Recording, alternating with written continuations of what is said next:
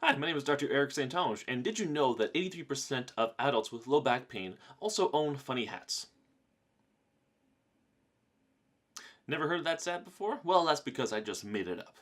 Now, you probably come across something like this where you're just reading an article online or reading the newspaper and you just read the tagline or the headline of a certain article and you just kind of take it for fact essentially and stop investigating further. So oftentimes you'll see bold claims. You might see like certain articles online that say use this product for dramatic weight loss, or take this coffee enema because this celebrity endorsed it, and because they're a celebrity you just kind of believe them. However, this is the furthest thing from the truth. We should always read deeper. We should always dig a little bit deeper. Quite frankly, if we read a headline and it seems too good to be true, sometimes it really is. So what we really need to do is really dig deep into the particular subject and not just take it for granted.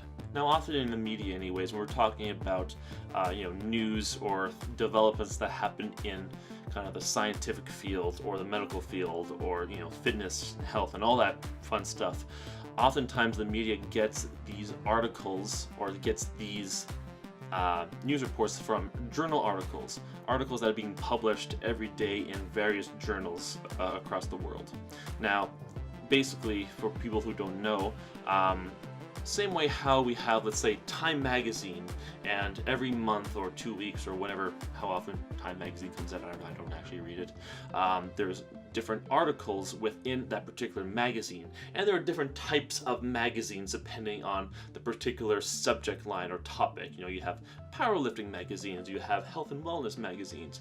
Same thing in science and science articles. We have different journals. So journals is like the magazine. So we have journals in sports medicine, we have journals in biochemistry, and so on and so forth. And every month or quarter, depending on the journal itself, they actually publish articles. And those articles are research projects, oftentimes, that researchers out in the field send into those journals, and it's up to the journals to peer review them. And peer review essentially means they're not just going to take the article and just publish it on their journal. They actually have to go through a peer review process in which they actually take out the author's names and they actually send it out to different other people and to review that actual article. So it makes it a lot more credible because it's gone through a certain amount of screening by the time it actually reaches the actual journal and they actually publish it for everyone. Now, sometimes, unfortunately, our authors, when they're submitting a journal, they may not have the best results, and what they do, they actually provide a spin to the article. Now, when we say spin, this is more of a relatively newer term in the literature, and that's essentially where if somebody is publishing an article and the data just really isn't that good to support whatever you're saying, they'll spin it in a way to make it sound more attractive, sound more appealing, to give it a little bit more oomph or a little bit more credibility than it actually has. So right here we actually have a journal called Spin in Published Biomedical Journal, a methodological systematic review. And essentially a systematic review is a type of article where they're just asking a particular question and then they actually scout the literature and grab various articles to bring it all together and kind of synthesize them. So this is kind of what this type of article is. So this is actually a public access journal, so you can actually go online and read this for yourself. So we actually open up the article, this is what we have. So basically how they define spin is commonly associated with propaganda, public relations in the media, is broadly understood as a biased presentation intended to ensure that audiences view matters favorably. So spin also occurs in public biomedical research, sometimes known as science hype, where scientific findings are inappropriately overstated. So in the scientific literature, spin refers to specific reporting practices that distort the interpretation of results and mislead readers so that results are viewed in a more favorable light. So unfortunately, stuff like this tends to happen more frequently than you may think. If we look at some of, I'm not going to go through the entire article with you, you can read this for yourselves. Some of the ways that authors spin their articles are through different studies. So one is inappropriate interpretation given study design. So basically there's many different types of studies. There's randomized controlled trials, cross-sectional studies, so on and so forth. There's so many, but basically depending on the type of study that you're doing, there are certain types of analyses that are more appropriate for certain types of things. So if they're not using the right one, then it lacks credibility and yada yada yada. Another one is inappropriate extrapolations or recommendations for clinical practice. So this is a big one. Oftentimes in like certain strength and conditioning articles, like for instance the Journal of Strength and Conditioning Research, great journal, I really enjoy it. But what's really cool about that one actually is at the end there's actually a practical implications section, meaning that based on everything that they said in that article, how can the strength and conditioning coach actually use this information with their clients, for instance. So that's awesome. But sometimes, let's say if they don't do that correctly, they might say, you know, based on this research, clinicians should do this, this, and that. Well, if they look at the actual results of that study, it doesn't really support that. So that's one way of an author can spin the article. Another one is selective reporting. So this is pretty much like what it's written right here, cherry picking. So they're just cherry picking data. Let's say they gather so much data, but not everything kind of lines up with their initial hypotheses, for instance. So they cut out a certain portion and only report on other portions to make their data look more appealing. So they're kind of bending the truth because they're hiding data from you. Another one is more robust or favorable data presentation. So this is essentially just shifting things around in the article to make things, again, sound better and to kind of overstate the really cool stuff and say, oh, and by the way, we don't do this, this, and this, this. So I have another one here, conflicts of interest in funding source. So essentially what that means is conflict of interest or funding source. So not making these types of studies cost money, and who is going to be paying that money. Sometimes it's corporations or, you know, people who own products who are hiring researchers to actually do studies on their particular product or service or whatever.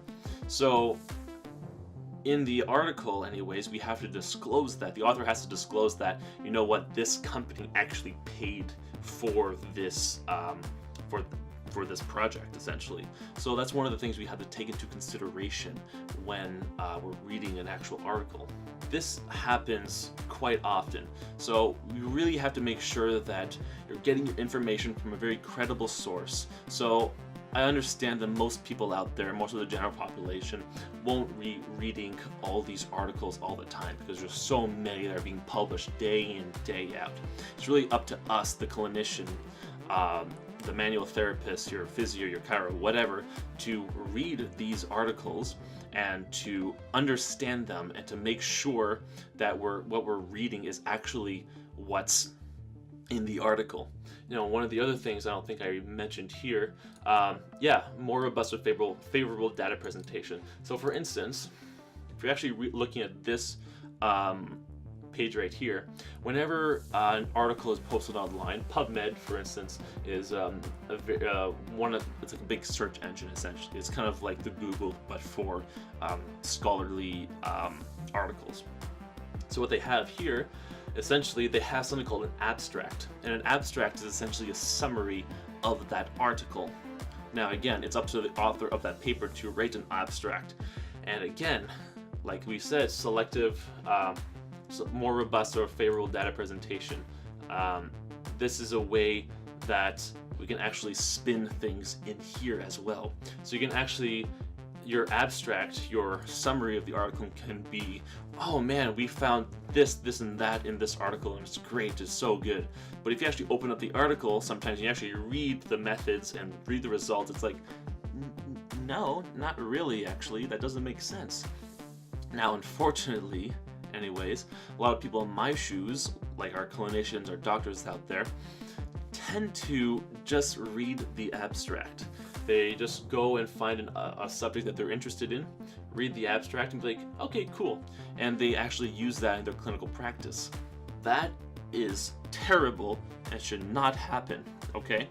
We should not be relying simply on a summary.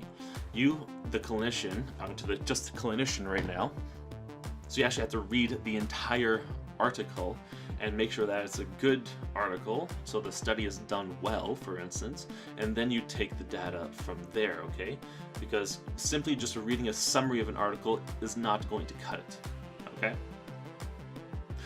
So basically, in conclusion, you have to make sure, so if you're a member of the public and you're talking to your manual therapist or your doctor about a particular subject, and your doctor is, let's say, giving you your information, you have to test them, okay?